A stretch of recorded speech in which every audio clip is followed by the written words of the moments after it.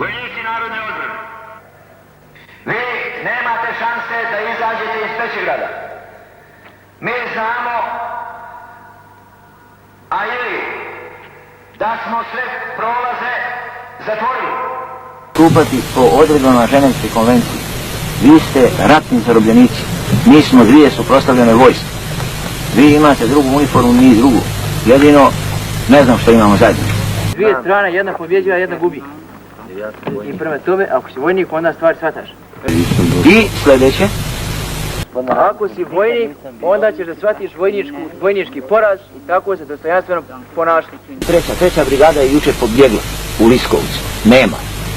A Čičmina brigada je, pola je zarobljena. I to dobro znaš. Kako je prošla na Golubović, kako je prošla na Todorovu, na Purićima i tako dalje. Da sam već s ovim snagama koje sam izgubio protiv vas, a izgubio sam 247 ljudi, izgubio sam negdje oko 900 ranjenika. Oslobodio već Bosansku Krupu i prema Sani, ja se ovdje mučim po ovim brdima. Ne treba se puno pametovati i nema potrebe. Mudro. Kako je komandant korpusa kazao, izvoli vratiti se među ljude, objasni ljudima situaciju. Komandiri, zbor, vojska, zbor, postroj se i zaista na cestu postrojavanja odloži oružje, raport komandant korpusa.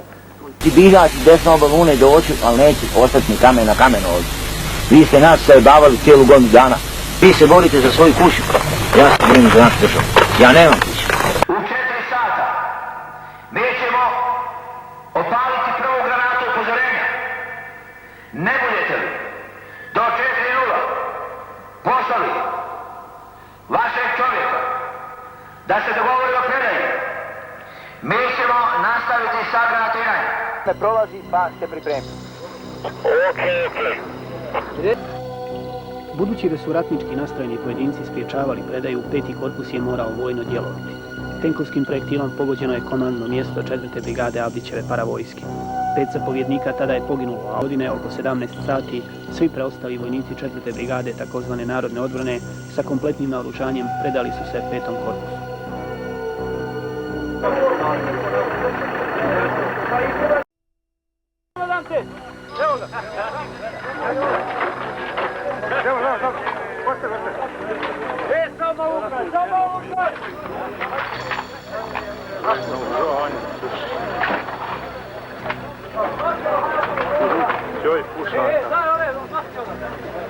Vrko!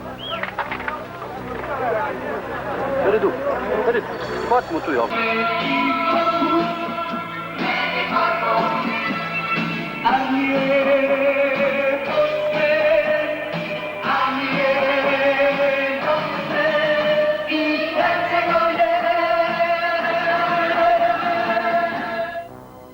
Sutradan ujutro na nogometnom igralištu u Bihaću zarobljenim pripadnicima 4. brigade obratili su se čelni ljudi 5. korpusa.